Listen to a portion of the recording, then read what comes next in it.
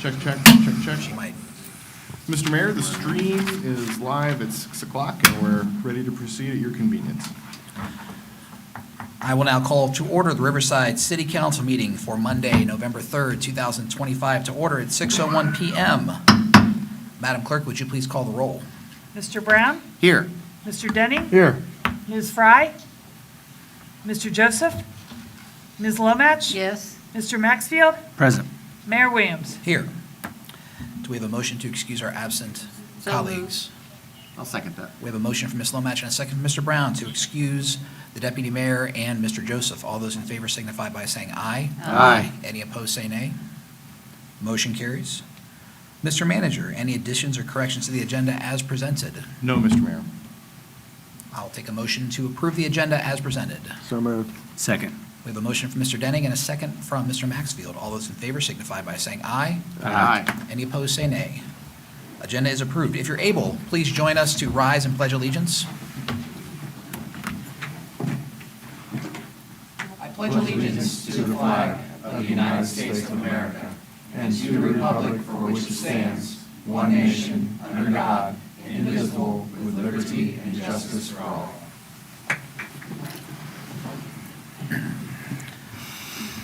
Thank you. If there's anyone here who wishes to speak tonight, and we've already had a few slips turned in during our agenda and non-agenda item petitions for tonight's meeting, there are slips in the back of this room. Just fill those out, please, and hand them in to the clerk up front. We'll move on to our minutes from our October 6th meeting. I think we've all had a chance to review those minutes. Is there a motion to approve them as published? Move to approve. Second. We have a motion from Mr. Denning and a second from Ms. Lomach to approve our minutes as published. All those in favor signify by saying aye. Aye. Any opposed, say nay. Motion carries. Madam Clerk, do we just reflect that the 6:02 PM. Deputy yes. Mayor's here? Yes, the Deputy Mayor's So they here. don't read the minutes and think she wasn't here? That's right. They will be in there. All right. Moving along, we have a few liquor licenses that have been brought to our attention by the city manager, and I'll turn it over to him briefly. Thank you, Mr. Mayor. The first license is for Hannah Sushi at 2020 Harshman Road. Staff have no objections to this. Nothing came up in the background check at all, so no need from a staff perspective to ask for an objection with OLC. However, the second item, that's VN Noodle and Bar at 2059 Harshman Road. Staff would request a motion to object to this liquor license with Ohio Liquor Control based primarily on prior activity at that site, as well as the proposed staffing plan for the bar. Details were in your packet, but we would look for that motion at this time. So moved. Second. We have a motion from Mr. Denning and a second from the Deputy Mayor to send a letter in opposition to the liquor license at 2059 Harshman Road. Is there any further discussion among members of council? Hearing none, all those in favor signify by saying aye. Aye. Any opposed, say nay. Motion carries. Moving along on our agenda, we are on public comment for agenda items, of which we have one slip turned in for an agenda item. That is Angel Patterson. Angel, if you would please come to the podium and state your name and address for the record. We appreciate your time this evening. And please keep your comments to 3 minutes. My name is Angel Patterson, I'm at 102 Prince Albert Boulevard. My question is loosely I don't think related she's to turned the on. ordinance. I'm sorry. The computer part's on. Okay. All right, so I need to repeat my name and address? Yes, please. Okay. Angel We Patterson. will never know who it was if you don't do Right. that. Angel Patterson, 102 Prince Albert Boulevard. Okay. My question is loosely related to the ordinance to permanently appropriate the 2026 budget funds for expenses. If I correctly understand the previous discussions, the revenue generated by the stormwater fees will free up funds in the general budget that the city would like to use for capital improvements. Can you tell us where repairing residential roads falls into that plan? It has been stated by council members in the past that it is the responsibility of the residents to pay to maintain our neighborhood streets. Comparing the city of Riverside to neighboring cities, such as Dayton, Fairborn, Beaver Creek, and Huber Heights, Riverside residents are already paying as much or more than those who live in neighboring cities. Our income tax rate is higher than those cities I mentioned, except for Dayton, who has the same rate. Other residents have previously researched how the storm charges are higher than most of our neighbors. Riverside chose to adopt the highest rate for vehicle permissive tax, which most other local cities did not do. When discussing other fees this year, we often heard it recommended that council approve the highest fee structure available. While not an official indicator of actual cost, if you Google the median total property tax rate for Dayton, Fairborn, Beaver Creek, Huber Heights, and Riverside separately, a simple internet search indicates that Riverside residents average a higher rate than any of those cities. I know Riverside only sees a portion of those property taxes, but the point is that we are already paying our fair share to maintain the city. I know the speaker registration forms state that this is not a question and answer session. In the coming days, I'm requesting that you share a summary of what residential road repair looks like for the 2026 budget and beyond. Please clarify what impact the new stormwater fees generating extra income in the general fund would have for increasing the rate of neighborhood road repairs. Thank you. Thank you.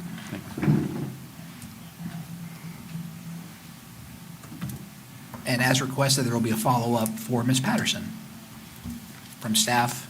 Is that safe to say, Mr. Manager? Yes. Okay, thank you. I just want to make sure everyone's clear on that.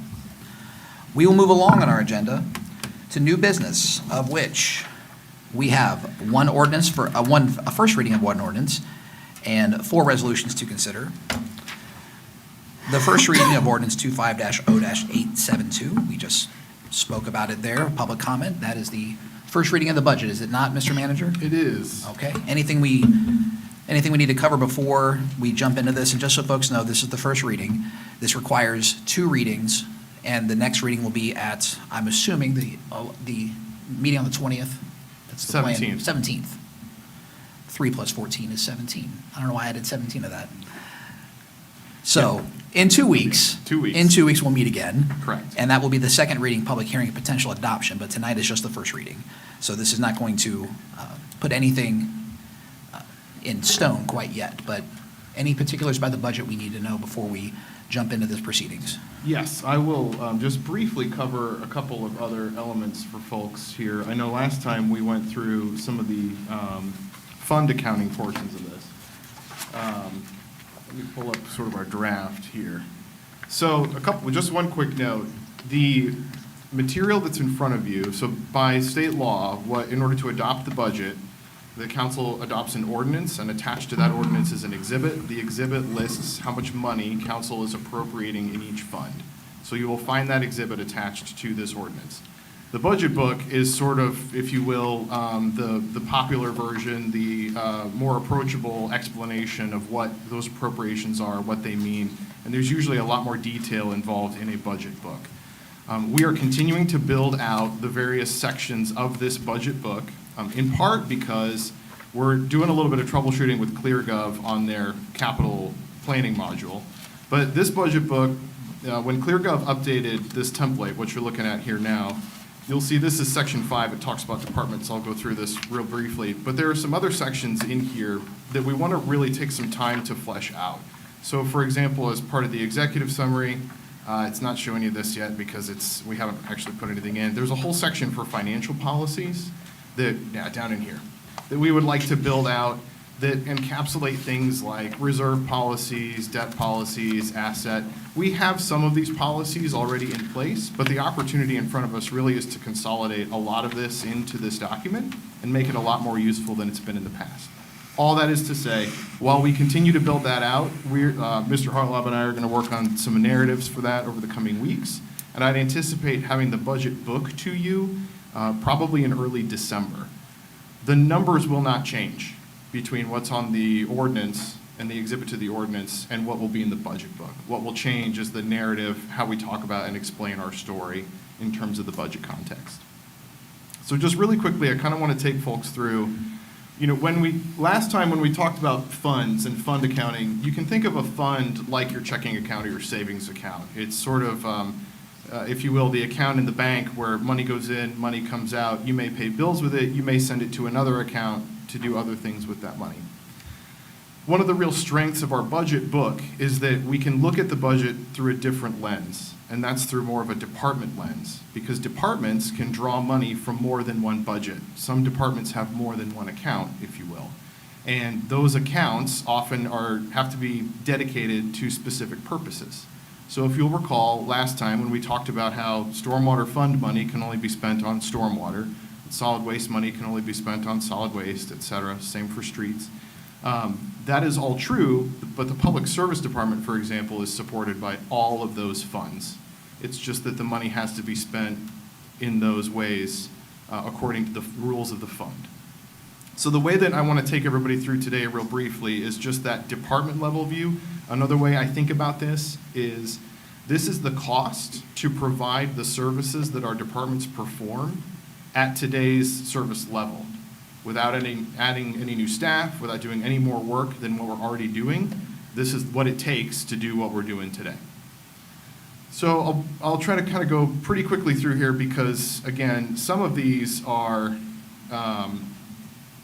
this is going to respond to me, there we go. Because we're not making substantial changes in the personnel and staffing numbers from last year to this year, a lot of what you're going to see changing in these tables and charts really is what it costs for COLA increases, merit, et cetera, et cetera. This is the city council budget, and one thing to note here is the council budget includes not just the city clerk, but also all of the salaries that are paid to council members pursuant to the charter and our ordinances. The operating costs in this department really reflect our membership fees for the organizations that we're involved in regionally and nationally, our newsletter costs, and professional development for staff and council members. This is a pattern that's pretty consistent for a lot of our core departments. So for example, in administration, the bulk of our costs are, again, in personnel. Contract services would include if there's any sort of special study or other things that we need to look at throughout the year, that's usually in this budget. We also pay for organization-wide HR trainings, so things like our Know Before program, which is our phishing awareness, cybersecurity related elements, those get paid out of this budget as well. And operating costs, which generally, again, are also professional development stuff for staff, as well as the costs that we incur to pay for employee physicals as part of our hiring process. And the clerk and administration are all supported directly by the general fund. There are no other funds that really contribute to offsetting those costs. Finance is a little bit different in the sense that the finance department it's really responsible for all of the money in every fund throughout the organization. So the bulk of it is, of course, the general fund, because that fund does the most heavy lifting when it comes to revenues and also transfers out to other funds. But finance is also responsible for making our debt service payments, which is why you see like the Go Debt Fund here. Finance also does the assessments for street lighting, which is that general assessments piece, and unclaimed monies, which is a relatively small amount that we've budgeted here, but that's in case we owe an estate some money and the estate hasn't tried to claim it back from the city yet. It goes into that special fund to be held pursuant to state law. This is also where the breakout of expenses by type looks a little different. In most of our other departments, personnel is the major driver, but because the finance department is moving and managing the books for the entire city, transfers are the biggest item here. And like we talked about last time, that transfer amount of $3 million is $3 million that the general fund is sending to other funds to keep them solvent for the remainder of this year. That amount would be higher, but for solid waste and stormwater fees. And so this budget reflects a slightly lower transfer amount because those revenues are coming in to help support other funds. Finance also handles a lot of the operating costs that affect the entire organization. So when you think about the annual fees that we have to pay for like our finance software, or even this ClearGov budgeting software, other big softwares and memberships that impact the entire organization, those come out of the operating lines for this department as well. And just a quick note, the budget book has a lot of flexibility in terms of building out what I think and hope are helpful charts like this, where what we have done here, especially in the department sections, is tried to illustrate for each one of these categories that are being split out, an explanation about what's involved in that category. So I'm trying to make sure that each of the categories has a nice little summary that encapsulates what this is all about. So here you can see an itemization of all the transfers that the finance department will help to facilitate to other funds. Legal is another department, so that's our law director's function. In the past, we had contracted this service. In more recent years, this has been paid out of the general fund as a staffed position. So again, entirely general fund supported. And it, again, reflects personnel and operating expenses. There is a contract services category here that largely reflects our contracted prosecutor services. And we also include some contingency funding in case we have a labor dispute, need to bring in a third-party attorney. So a lot of that budget includes those kinds of expenses as well. We might not spend it, but we budget for it in case it's needed throughout the year. In community development, so this is another department that, again, is basically general fund supported. The difference with community development is that this department does quite a lot of work, obviously with development review and permitting.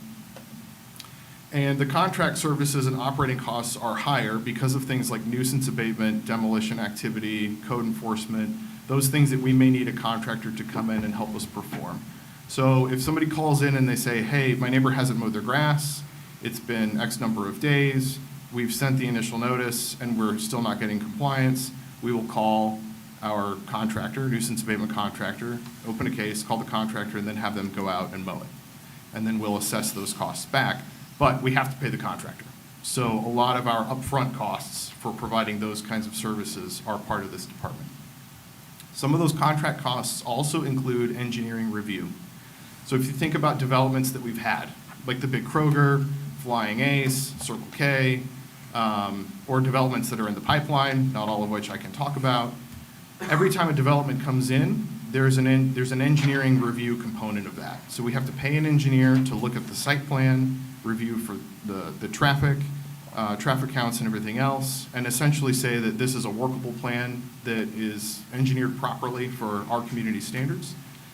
Those kinds of costs are also included in this expense as well.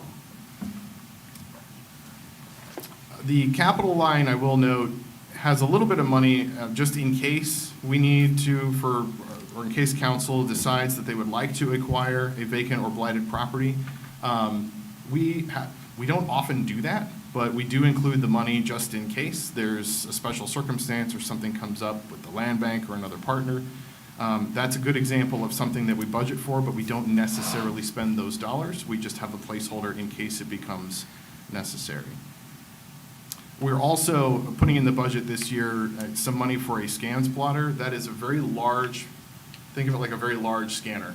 So any full format blueprints, and we have quite a lot of old ones in this building, it would be able to scan those, digitize them. We can store them safely on a server and potentially reduce our floor space in terms of storage requirements. So I know I mentioned public service. A lot of functions in public service. Public service is probably one of the most diverse departments in terms of how it's funded, especially in this year's budget. So another helpful graph here is if you look at prior expenses, you can see this dark blue box, which is the street fund. In prior years, that's taken up a fair chunk of what this department has actually gone out and used to operate. You'll notice the difference here between 25 and 26 is the yellow box here for solid waste and the orange for stormwater. Again, that's part of the effort to reduce reliance on other funds and reduce transfers in from the general fund, is that this general fund box is substantially smaller in the 2026 budget, in part because of that. Now, the general fund is still budgeted to send a transfer into the street fund, but it's much lower than it has been in prior years. Again, because this is following on I think council's intention to try to align revenue streams with the work that we're actually doing out in the field and create some money to attend to capital needs related to that at the same time.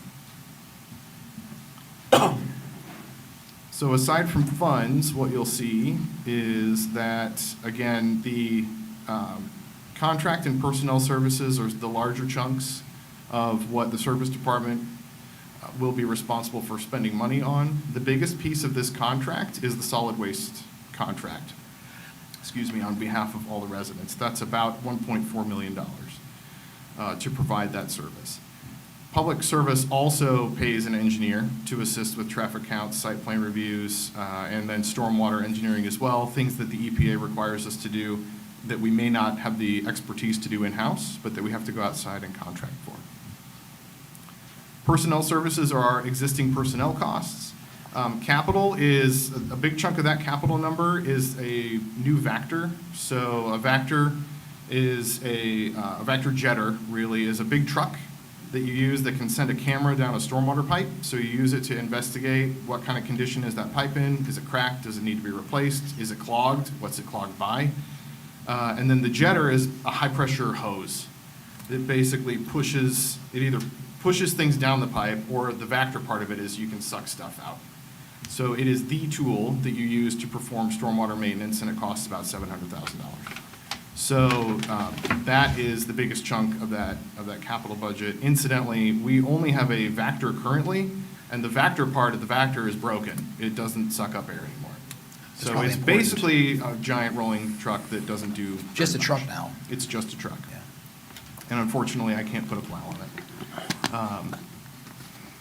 At any rate, so again, these sections will kind of break down what the remainder of the spending is for, but I do want to be sensitive to time. When we get to fire and police, as our public safety departments, are less dependent on other funds because they have sort of their own funds. There is the fire fund, which essentially pays for all of the fire department's operating and capital costs. Insurance deposits is a placeholder fund. If a building burns down and we have to hold an insurance payment for a little while, we will do that through that fund, and then usually that money goes right back out, so it's not something we use for personnel or any other costs. We are trying to appropriate in this budget some money from opioid settlements, so you'll see that in both police and fire. It's a relatively small amount of money, but it's the kind of thing that we can use for Narcan replacements or other supplies that help keep our folks safe when they're out doing their work. And here again, the pattern's pretty typical, so most of the costs go to personnel. Capital is the replacement medic unit that I believe we've discussed earlier this year, trying to get the medic units on a regular replacement cycle so that we're not having to make a bunch of major purchases all at once.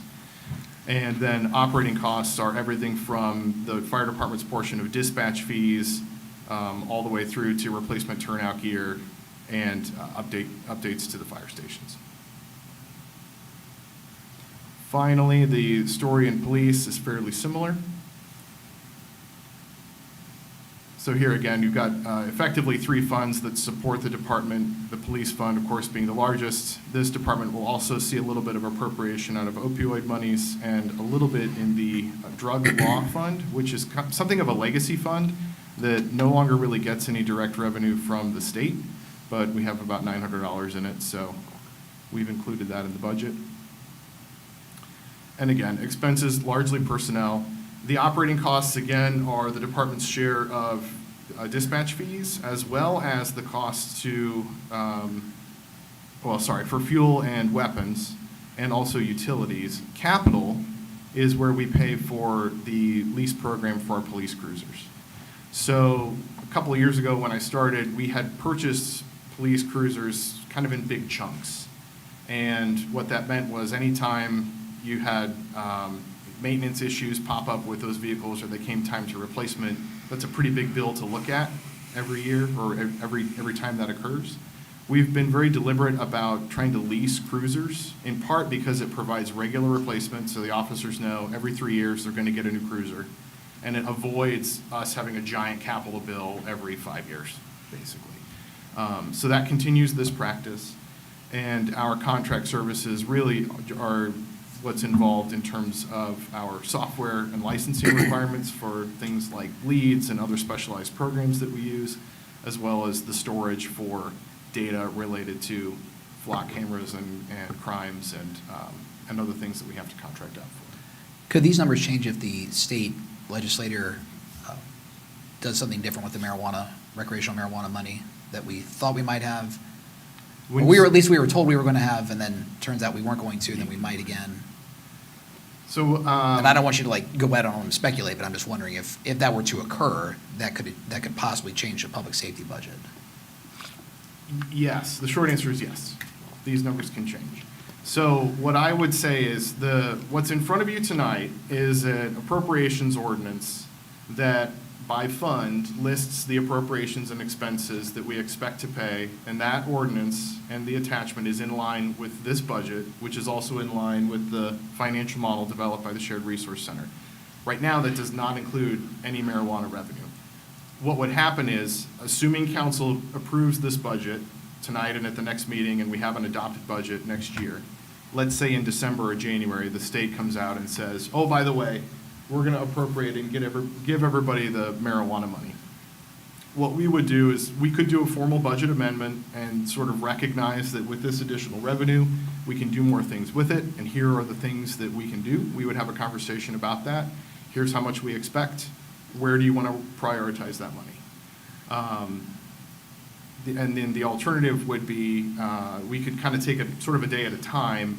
It may depend on the timing of when they will release these funds to us in terms of what we would actually see. But I think the bigger takeaway is, once that gate opens, ideally, that's money we can rely on going forward. And that does a lot for us in the 2027 budget. But it's Depending on certainly what kind of stipulations they put on how you use it. how you use it, true. But ideally, it opens a lot of doors for us as far as how to approach staffing, how to approach capital, and all of our other needs. Okay. Well, we'll stick to the subject at hand. And is there any more that you wanted to cover before we? One other quick thing, and because I think it Move speaks forward. to one of Ms. Patterson's questions. So I don't have it ready for tonight, but one of the other reasons that one of the other things that we are working on between now and December, in the 2025 budget, and this is out online, anybody can go pull this up, we did some helpful charts, at least I think they're helpful, I hope they're helpful, as far as income and property taxes and how Riverside compares to other jurisdictions. So a lot of this work has already been done. We did it in last year's budget. I intend to update these tables for this year. But for folks that attended the Citizens Academy, you've heard me say it before too, but part of our challenge, the challenge of our geography and our land use makeup and the number of businesses, candidly, that are in Riverside, is that even with a population of almost 24,000 folks and change, and a income tax rate that's 2.5%. Again, this is last year's number, but we generate less than half of the income taxes that other communities our size generate. If you go look at a place like Sydney or Centerville, but even Xenia, we're not pulling in the same amount of money that other communities are. That has a lot to do with the amount of job creators, enterprises, businesses that are located in Riverside. That's as much a story about how we try to redevelop the land that we have to be as effective as possible as anything else. That's an argument for why you need a community development department. Because if you don't have that, you don't have anybody out trying to fight for the city's interest and the residents' interest to grow the tax base. So I fully intend to update these numbers. It's a very similar story in property tax. So there too, we have, our millage rate's about 11 mills, 11.34 at least as of last year. We have a helpful breakout there depending on what district you're in.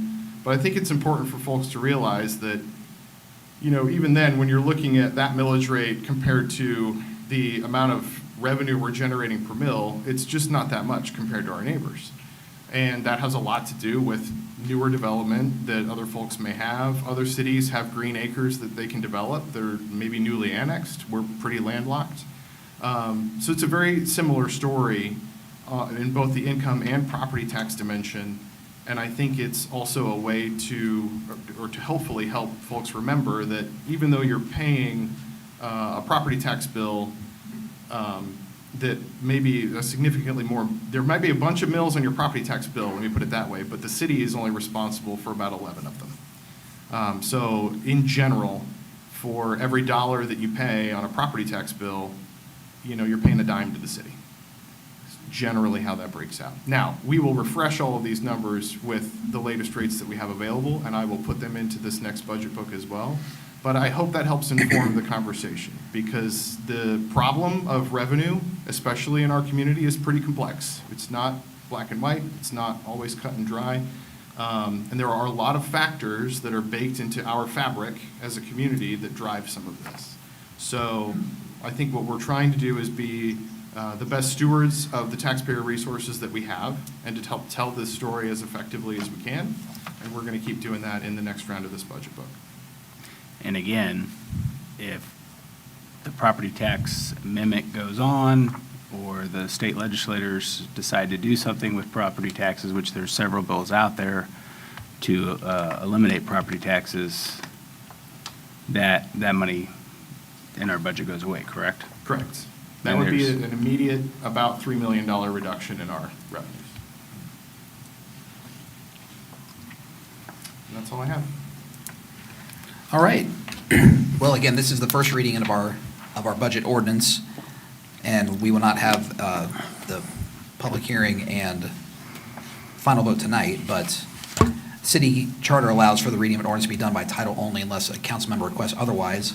Madam Clerk, would you please read this ordinance by title only? Move to approve. Well, it's- Yeah, we haven't had a motion yet. Oh, Move to approve. I'll second. I thought I did that before Josh started his presentation. No, It's a long he presented. presentation. Yes, So Mike made a made a motion. yes, Jesse had a second. okay. The city charter allows for a ordinance to be read by title only unless a council member requests otherwise. Madam Clerk, could you please read this ordinance by title only? Ordinance 250872, an ordinance to make permanent appropriations for current expenses and other expenditures of the city of Riverside, state of Ohio for the period January 1 through December 31, 2026. Okay. Is there any further discussion among members of council? Can I correct it that the second came from Ms. Lomatch? yeah. Oh, did it? Yeah, it wasn't me, Mhm. yeah. He put his hand up. I was, I thought it did. Okay. That will be corrected in the record, I'm sure, by the It is. by the clerk who doesn't miss Uh-huh. anything. All right. Thank you, Deputy Mayor. If there's no further discussion among members of council, Madam Clerk, would you please call the roll? Mr. Denning? Yes. Ms. Lomatch? Yes. Mr. Brown? yes. Ms. Fry? Yes. Mr. Maxfield? Yes. Mayor Williams? Yes. We'll move on to resolutions, of which we have four. The first resolution tonight, 25-R-3057.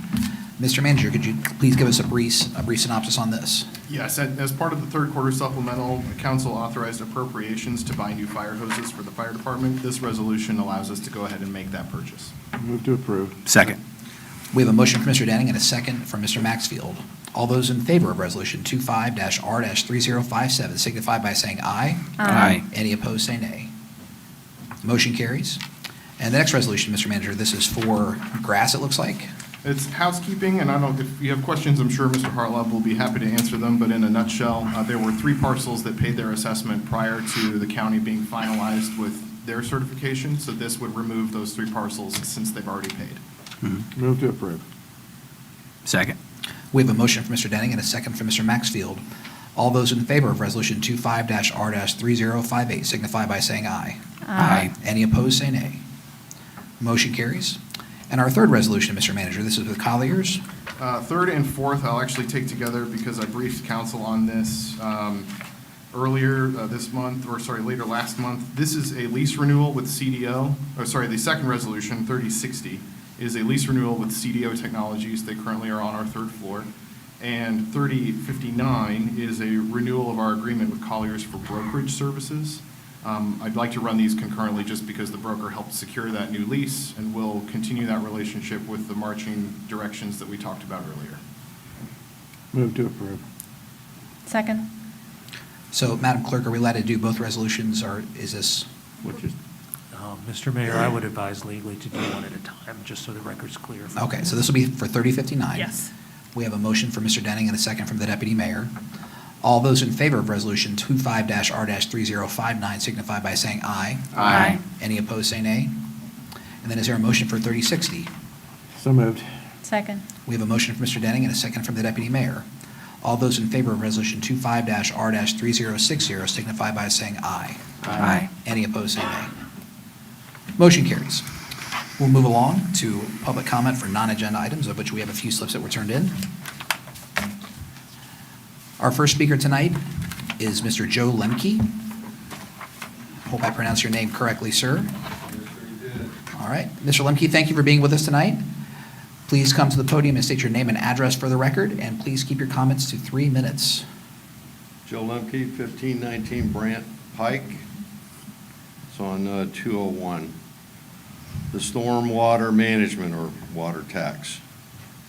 Just for record, my entire property is below street level. Therefore, all the water runs off the street into my property. And the only service that I have is the aquifer, because there's no drains, there's no ditches, there's nothing but property.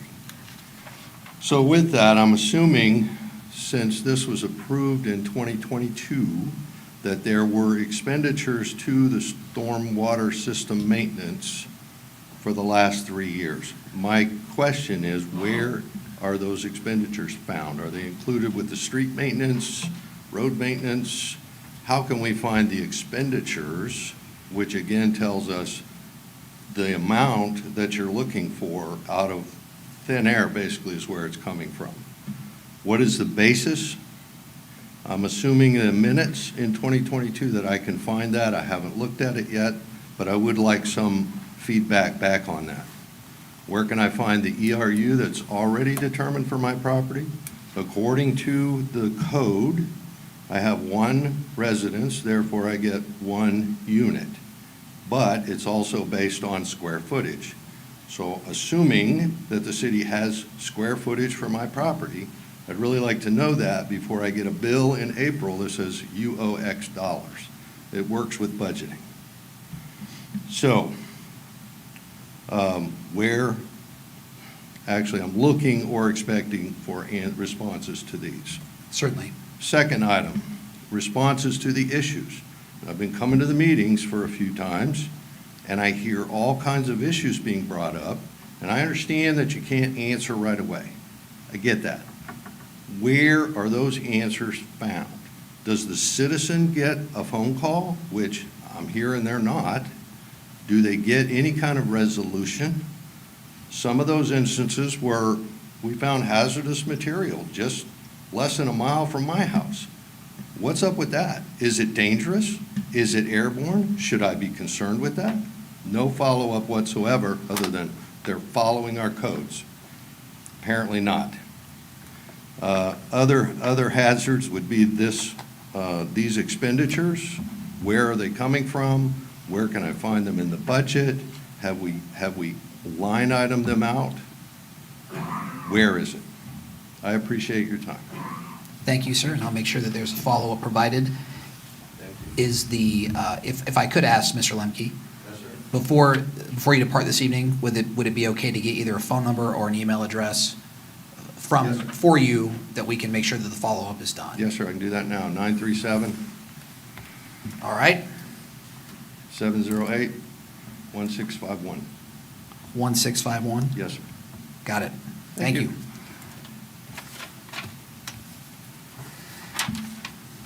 Next, we have Mr. Tim Gosnell of 12 Beatrice Drive. Hi. Good evening, Hey, how Mr. we doing? Gosnell. Thank you. Tim Gosnell, 12 Beatrice Drive, Riverside. Tonight, I'm here to talk about the stormwater, and I understand that, I guess I don't understand. I'm kind of confused. Can you talk to the microphone? Pardon me? Make sure you talk to the microphone. Oh, I'm so we sorry. can capture I'm it. sorry. I thought I could talk about it. I apologize. I don't understand. We started this in 2022. My understanding from Beth is that everybody sitting up here voted for the stormwater fee, the whole council. But yet, in 2025, we're going to start this in January. Residents have no place to call and get how much they're going to be charged on the ERUX. I say no place, but there's one person in the whole city that can help us. And guess what this week? She's on vacation. You have one person that has access, according to Beth, because we don't want to muck it up. We have businesses that have no clue how much they're going to be charged. Residents that have no clue how much they're going to be charged. So I asked Beth, bring it to you because I know you guys don't want to talk to me. or you don't want to answer the residents, as evidenced by Mike, going to answer me 2 weeks ago, and the mayor told him no. So put something out there, whether it's punch in your address and find out what your ERU charge is, and don't smile at me like you're being condescending, because I don't appreciate it. I'm not being condescending. Thank you. And I'm just, So- I understand your question. Thank you. Or put something out there, list everything. There's 25,000 people almost in Riverside, and we're gonna have one lady who goes, if she goes on vacation and something happens to her, how do we find out what our ERUs are? Put it on your website. This is the address, and this is how many ERUs it is, and this is what your fee is gonna be. I don't want Christmas in April, so when it comes time to pay, I get to find out what that is by opening up my bill. That's not fair, guys. You've had plenty of time. 3 years. 3 years ago, you approved this, and yes, the state says you can charge a fee, but it doesn't say you have to. And as I've said in the past, the amount of the fee is atrocious. We have senior citizens that can't afford it. You have churches that can't afford it. You have businesses like East Dayton, North Dayton Moving and Storage. Their whole buildings, everything they own is blacktop and roof. What's your ERUs gonna look like? It's not gonna be pretty. We want more business in Riverside, and we want to take care of our seniors. But when we talk to you about it, I get off-the-record promises that we'll look at it, but I'm not seeing anything, not seeing any movement, and I'm not gonna quit coming, and I'm not gonna quit talking. And I'm not being mean to you. Thank you for your time. Thank you, sir.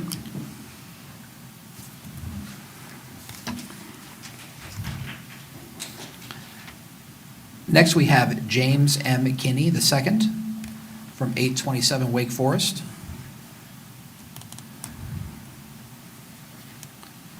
Did I pronounce it correctly? Kinney? Yes, sir. Okay, thank you for joining us this evening.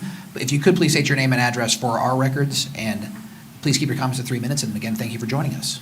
I am James Kenny. I reside at 827 Wake Forest Road, and I'm here representing Overlook Mutual Homes at 61 Cullen Kelly Drive. Mr. Williams and members of the City Council, I was going to ask some questions, but because of the changes in the paperwork, apparently I don't get to, so now I'm just going to make some statements. Has the City Council informed any other commercial property owners of the stormwater charges and an approximate amount they'll be charged? If it had not been for Mr. Gaby, we wouldn't have known about the stormwater charges. We don't get the newsletter. Most of my residents don't get the newsletter. How does rainwater falling on the property held by Overlook Mutual Homes affect the city of Riverside? Again, these are questions I would like to be contacted with the answers. What benefits do you see Overlook receiving from this stormwater charge? While the city does provide police, EMT, and fire services to Overlook Mutual Homes, what other services has the city ever provided for Overlook? Our residents pay their city taxes with each paycheck, and the members of Overlook collectively pay their property taxes like all the other residents in the city. But we receive less for their money than any other resident in Riverside. As a representative of Overlook Mutual Homes, I am asking the City Council to consider an exception to these charges, considering that Overlook has no tie-in to the stormwater system that the City of Riverside is responsible for maintaining. Thank you for your time and your responses. Thank you.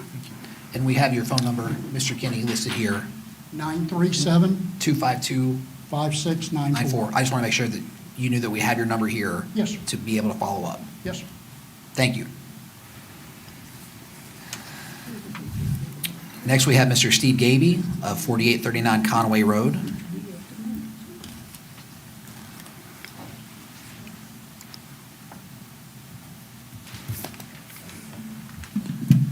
Steve Gaby, 4839 Conway Road. And of course, I'm here to speak on the stormwater fee too. And what I can't understand is you guys voted the stormwater fee in with no regard to what it was going to cost the residents and the businesses of Riverside.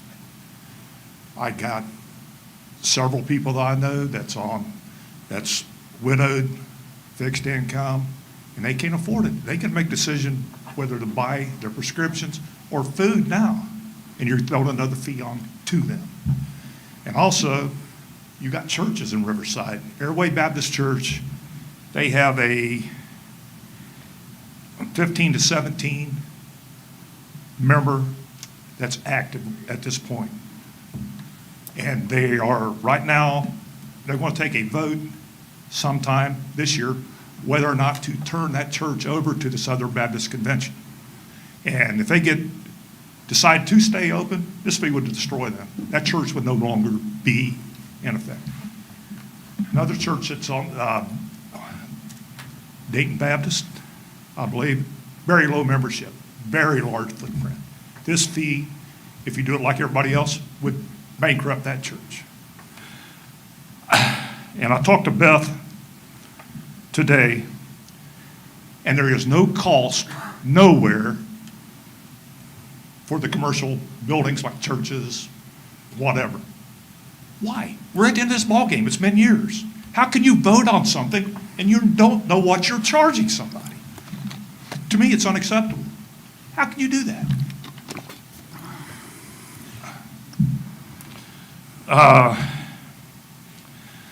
And like everybody's saying, you guys voted on this, and you don't know what it's costing. This is the biggest money grab in Riverside history.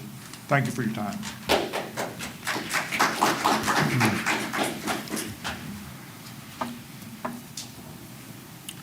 Next, we have Patricia Centers of 61 Colin Kelly Drive.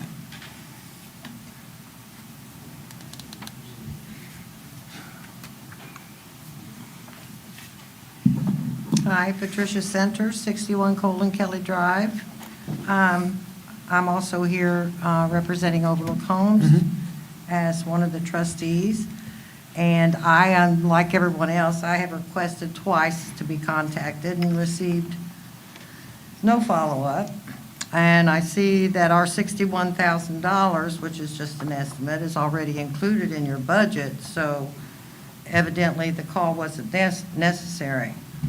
I discussed about an exemption for Overlook Homes because you saw the audit. We can't afford it. And I'm concerned, it says a staff member. Who do you contact to talk to any one of you? You don't contact us. Your new rules say if you have a concern, schedule an appointment with appropriate city staff member. Who might that be? City manager, Okay. or a staff member the city manager puts you in touch with based on their area of expertise. So the city manager would be who we would contact for a meeting. Can we get a meeting? Certainly. The city manager is nodding his head right now. He'd be happy to meet. Terrific. With the board, the entire board of trustees, we are actually actively looking for an exemption. We cannot afford over $61,000 a year. If we're at $61,000, I don't know what everyone else is going to be at.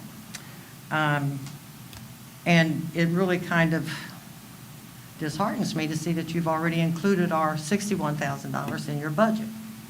I was lucky enough to speak with someone and find out what our cost was going to be. And like I said before, we do receive police and fire, but nothing else, just like a whole lot of the people here. What are we going to get for that $61,000? That's what we need to know. And if that's already in the budget, then do we even have any hopes of a meeting? Well, I would certainly encourage you to meet with the city manager, and without speaking on his behalf, I know that the fee schedule is something that he's reviewing right now. Is that accurate to say, Mr. Manager? Yeah, and I'll have another quick update during the discussion items portion of the meeting. So I would be curious if Riverside would be in financial trouble if the stormwater fees were not put in place. Is this going to be a hardship on Riverside? Is this what this is to keep Riverside afloat? I know we had to increase our payment to stay afloat. You can't increase a payment, so all you can do is go after more tax money from your residents. Is that what this is about? financial problems, this building. Well, Ms. Sensors, the stormwater study, see alarm clock, hit the snooze button, thank you. That's loud. The stormwater district assessment was done 10 years ago when the EPA put a mandate on every city with less than 50,000 people in it. It wasn't something that we dreamed up. The stormwater study that was done 10 years ago determined that an ERU of $6 or $7, which is where we landed, where we currently land, before you take out any credit for mitigation that a homeowner or property owner might do, which could decrease it by a fourth, pretty significant discount. That was all put in, that language, that study, those numbers were come up with over 10 years ago by an engineering firm that was hired because the city had an EPA mandate, a mandate we still fall under, a mandate we can't ignore. So I just want to dispel the thought that this is something we just came up with yesterday because we're looking for cash. This is something that has been talked about by people that were here well before my time, his time, many of our times, because of a need that is required and pushed on us by the federal government to manage stormwater when it falls, when it sits, and where it runs off to. Stormwater that ends up damaging roads that we have a very hard time keeping up with, roads that everybody here drives on. But Josh is going to give us an update on the fee schedule, which I know he's been reviewing, and I know the overlook question has been one that he's taken very seriously. Okay, because we have to maintain our own roads. We've got roads that need repaired, we've got storm drains that need repaired, that we have to. I know the feeling. We can't give you our money and do the work, and pay to have our work done. So our residents will suffer. They don't have the city able to do it, and we won't be able to use them. Yeah, and Josh is happy to follow up with you, and we'll make So sure. I'm going to call Mr. Roush. Mr. Roush. And we can make an appointment. Absolutely, you could always do that. You could always just, you could always just call the city manager and make an appointment. That goes for anyone. Okay. Sounds good. Thank you. 1800? 1801. We need to are we extending time? I need to know. Sorry. Well, I need to know how we're doing this with the time. All right. Okay. Thank you, Ms. Centers. Thank you. Can I just say one thing, Mr. Mayor? I've been sitting here for a long time, and a lot of you have problems with that. However, in my defense of the stormwater, I was a part of all that discussion, and I don't know how many of you remember the flooding issues that we've had in this city. All over, the Lily Creek, the Troy Pike. This has been an attempt with the help and the requirements of the government to take care of floods. Everybody's water goes somewhere, unless you decide to retain it with barrels or do something on your own to mitigate your runoff. But if anyone has ever been at the corner of Crestmont and Marblehead, I dare say, right now, of course, we're in a very dry period, but our city people have to go there routinely to repair that intersection because water that's coming from my house, which is at the top of the hill, is coming underground in creeks, or what do you call the flow? Creeks, I guess. Underground, where the water comes from the top all the way down and all the way down to the Lily Creek. And that intersection is wet all of the time. I would invite you to go and see today the condition of that intersection. And our city people work really hard to keep it navigable. But that water that's destroying that road, that's what, 6 blocks, 5 blocks from my house? 3 blocks. Yeah. Is coming off my roof, off my driveway, off my street at the top of the hill. That's what we're dealing with all over the city. And there's no way that I understand I'm widowed and I live alone. I understand what it's going to take, but we have to control that. The Lily Creek, when I first moved to this city, was a creek. I trust you, stand at the bridge on Spinning Road and look how deep the Lily Creek is. And those people that live on the Lily Creek have lost large portions of their backyards. I've been back in their yards. They're not there anymore. And there are canyons behind their house. And that's water, not just from us. I understand it comes out of Beaver Creek. We dealt with those issues as well as a council to try to get the folks in Beaver Creek to recognize with their development, they're sending us a lot of water under 675. A lot of water. However, everyone involved in overlook and say, we don't know, their water goes to Lily Creek. And when those houses flood the bottom of the Lily Creek, well, where does it go? Well, We'll bring up Dan Tieford now. It's his turn to speak. Mr. Mayor, she got to talk for 10 minutes and explain. Just give us a minute, please.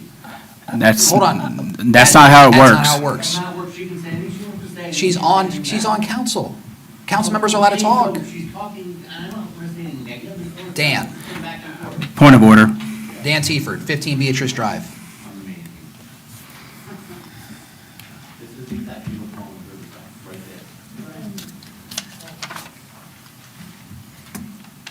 there. Dan Tieford, 15 Beatrice Drive.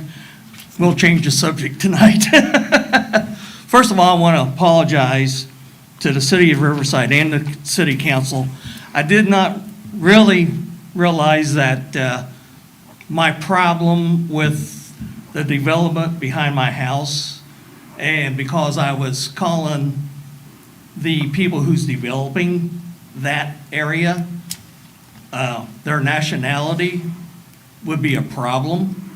I mean, if somebody calls me an American, I take that as a complete honor. These people are not Americans, but I will never call them by their nationality again. They are now my neighbors, and I hope that the city does take a look at what's going on back there, because I know personally that there's things going on back there that aren't right. We have a member of the city who's letting them do things that they probably shouldn't be doing. And I do apologize to an individual I talked to recently, because I have talked, and when I talked to them, I was a little flustered. I have talked to different individuals, and I had forgot that when I talked to them. But, so we have had conversations, but it never really occurred to me that I was being derogatory, because, you know, you call a chicken or an American. So, you know, it is what it is, I think. What I said to me was not derogatory, but I will tone myself down. But the city really needs to take a look at what's going on, and permits, you know, I've contacted the EPA, I've contacted a lot of different organizations, and there's interest in what's going on back there. For one, the dump. Right, Pat came out, I have not heard anything about what they found or what they was looking for. The samples, I've not gotten any results on any of the samples that I've given out to people, but that's, you know, all I'm going to say tonight, and hopefully things get straightened out. Thank you. Thank you.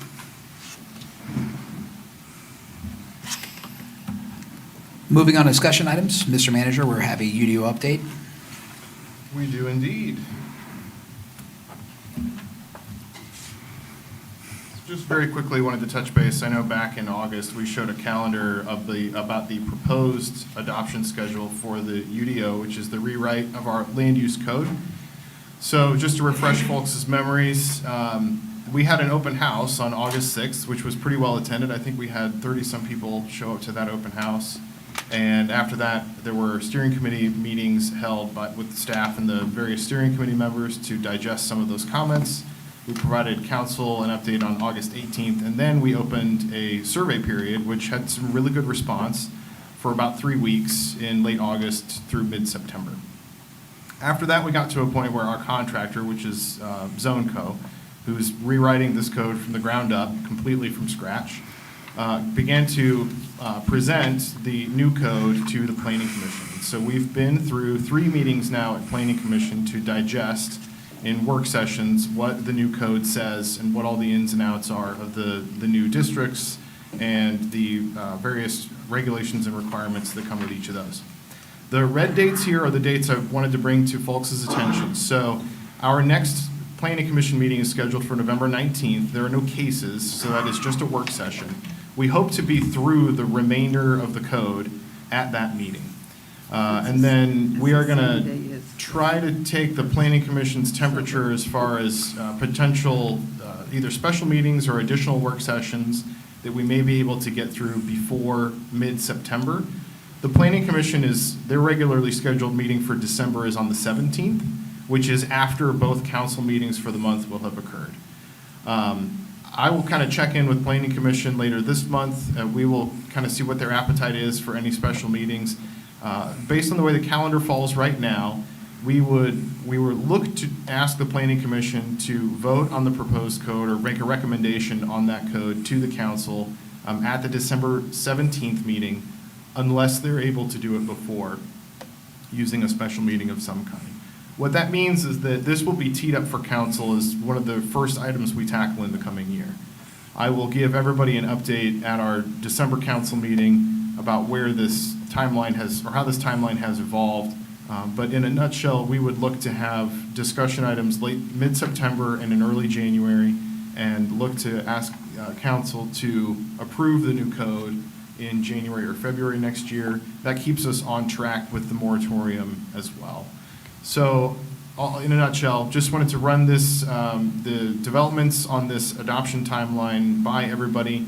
And also just wanted to acknowledge too that I think that the public comment period that we had there for about 3 weeks, while that did extend this timeline somewhat, I do think we got a lot of valuable input from folks. And I do want to thank everybody for taking some time to participate in that process, because it is something that helped inform the way our consultant is drafting the code. So that's all I have on that. So I want to make sure I'm reading this correctly. The Planning Commission public hearing is coming after the first city council discussion? Yes, and what I would intend, assuming that this calendar holds, and again, it depends on how Planning Commission goes this month, but assuming that this calendar holds, what I would plan on doing on the 15th is sort of an early preview with the city council about the fundamentals of the new code and the high-level things that are different in the new code compared to the current one. Then, assuming Planning Commission makes a recommendation on that meeting date, then coming back at the first of the year, we would, again, revisit the code, but we would then have the option to have council start to deliberate and potentially vote to adopt. So we'll have more than one work session at council to talk about it. Okay. Other questions? Okay. As far as other items, just 2 things to touch on real quickly. So one of, I think, the comments from a lot of folks about outreach, particularly to the large businesses, are well taken. We have a plan to embark down that path.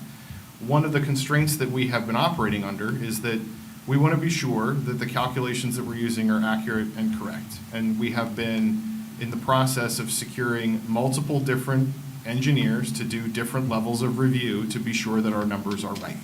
We are waiting on this last engineering review before we do that outreach, because what we don't want to do is mislead people with a number and then have to come back and say, oops, our engineer says it's actually this, because people tend to feel like we've misrepresented something. We don't want to misrepresent anything. We want to be right the first time. We're expecting those numbers back from our engineer by the middle of the month. And at that point, staff are already operating on the direction that we will start to take those finalized numbers from our engineer and begin engagement, particularly with folks that have a lot of impervious surface area and a lot of bill or relatively higher bills than others. That outreach will begin. We are also at the same time developing some processes so that we can be more clear about who to contact if you have questions about your bill and to explain how those bills are calculated. One of the things that our data set relies on is the GIS data that comes out of Montgomery County. If you are the kind of person that likes to play on the county auditor's website, you can pull up a GIS map, you can go to your property parcel, pull open the aerial, and actually measure on yourself, using the county tools, what that impervious surface area actually is. I only say that because if that is something you're inclined to do, that option's available to you today. We are working on tools that we can also offer to folks when they call and ask us these things. But again, there's a peer review process in the data that we are continuing to follow, and once our numbers are finalized, then we'll be in a much better position to indicate where some of these things fall out. And what estimate do you have for when we might land at that place? Should be middle of the month for the larger parcels. Okay, but the tools would be later than that, I would imagine. Yes. We have to see what's technically feasible in terms of what we can actually do on our website. A lot of our data is in different kinds of databases and in different systems. And so it is not as straightforward as just putting up a web form and calling it a day. So we're trying to do some homework to see what may be feasible in terms of trying to help folks have a sort of a self-help, self-selection option to go through and look some of this stuff up. TBD on tools? Sorry? TBD on the tools then? Yes. Last thing I have is Hometown Holiday is this Saturday from 2 to 6 at Stebbins, so we'd love to see people there, and it should be a really fun event. That's all I have. All right. Thank you for bringing that up. Just so folks are aware, there is an executive session on the agenda for this evening. So that will be where we go after councilmember comments. So I'll ask if anyone here has any. I'll start with Ms. Lomatch. Hometown holidays was what I was going to suggest, and I did check the weather, and it's going to rain Friday and Sunday, but Saturday looks clear, which is a good thing. 2 to 6. Mr. Brown? No comments from me, thank you. I just want to put out that if folks have maybe a whole lot of extra time, or they want to get much more acquainted with some of the things that go into the Stormwater Master Plan that we had conducted in 2015 after the federal EPA changed their standard for M4S communities, that is stormwater separate system communities for municipalities under 50,000 people, that the 204-page report is found on our website. And in that 204-page report, you will see that as of 2015, there were $20 million in capital improvements that had not yet been made on areas that deeply affect many parts of the city, that rainwater accumulation and the speed at which rainwater travels has only increased over those years, along with the recommended $500,000 a year annually of maintenance that it was suggested the city put towards those services. And if you're wondering, currently in our public system, there's about 64 miles of pipe, there's over 1,200 catch basins, and there's about 1,200 manholes. That system is anywhere from 75 to 100 years old in some parts, and is new as about 20 years old in other parts. So bringing that all under one system is not something that comes easily. But again, these costs were not guessed, they weren't assumed. They came for a professionally studied, modeled, and verified through years of engineering, analysis, and the due diligence we had in that study that was put together by AECOM in 2015 to make sure that every dollar is justified and every project is necessary throughout. So without dedicated funding, those projects and that safety they provide for our roads and for our community just doesn't move forward. This is a decision that had been put off in the past for years. And that's a decision that this council decided to make in 2022 to establish a stormwater district. And now we're going through the process of finding that fee schedule. But I want to make sure folks know that this isn't something that we just dreamed up yesterday. But I can't let things that were put off yesterday continue to accumulate and that deferred maintenance get passed on to the next council. So, Mr. Maxfield. With that said, tomorrow's Election Day. Good luck to everybody who's running, either for reelection or to try to be newly elected. I wish everyone the best and good luck. Also for school board members as well, and anybody else that's running for local elections. It's everybody's right to have the ability to have a voice that is registered to vote. So please make sure that you go out and vote tomorrow. It's very important. And always encourage everyone to you are able to run for an office. It takes courage. It's not easy. It's tough, but it's needed. More and more we see every day, and not only at the local level, but state level and federal level. So good luck to everybody tomorrow, and that's all I have. Ms. Fry? Yes, so we don't often, over the course of my tenure, have had packed houses regularly. And I think that is, it's a new experience, and we may not be the best at the follow-up and the communication when there are so many comments made. So I personally want to apologize for any lack of communication, particularly to you, Mr. Gosnell. You've asked for it multiple times. I have, with the Overlook request, I did ask in council member comments that we could look into it. The follow-up there is that once we have these finalized numbers at the middle of the month, that's when council will take that opportunity to look at it. That is what we're waiting for. Similarly, Mr. Gosnell, I think that conversation would lend itself to addressing your concern.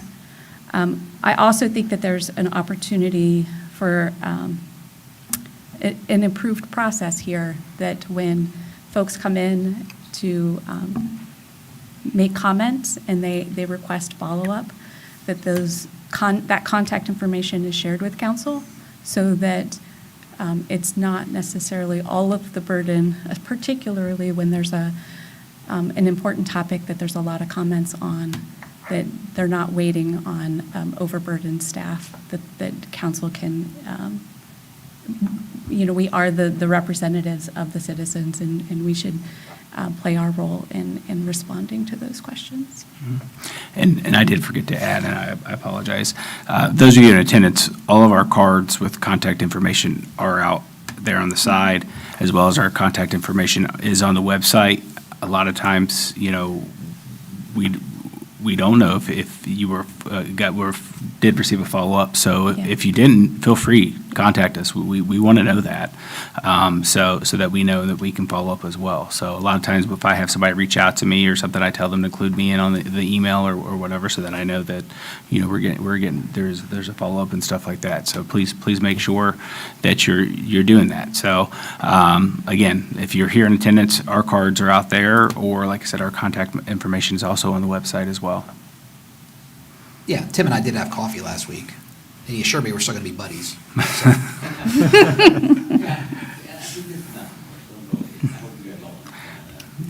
So, Nothing is ever personal. We encourage people to come up and speak. We like that. But, and I understand that, but a lot of times we can't respond back, just because of, it could put the city in a spot of a legal situation or things like that. So sometimes we do have to be quiet. When we do respond, it's because we're able to. But sometimes I know it does look bad. Well, but a lot of times we stay quiet because we want to make sure that we're not misrepresenting the city in a certain way. So.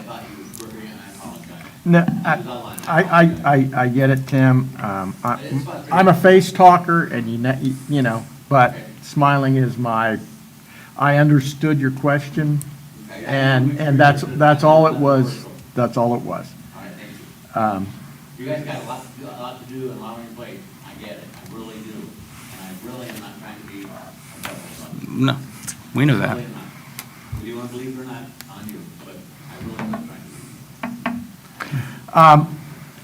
Voting is important tomorrow. It's not just your right, it's your responsibility as a citizen of the United States and a citizen of this community. So take it seriously. And Santa Claus is coming to town, 2 o'clock on Saturday. I probably won't get to see him. never do.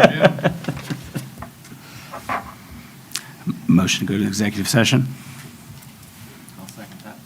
We have a motion from Mr. Maxfield and a second from Mr. Brown to go to executive session for the reason listed on the agenda at 7:16 PM. Madam Clerk, would you please call the roll? Mr. Maxfield? Yes. Mr. Brown? Yes. Mr. Denning? Yes. Ms. Fry? Yes. Ms. Lomax? Yes. Mayor Williams? Yes. We're in exec at 7:16.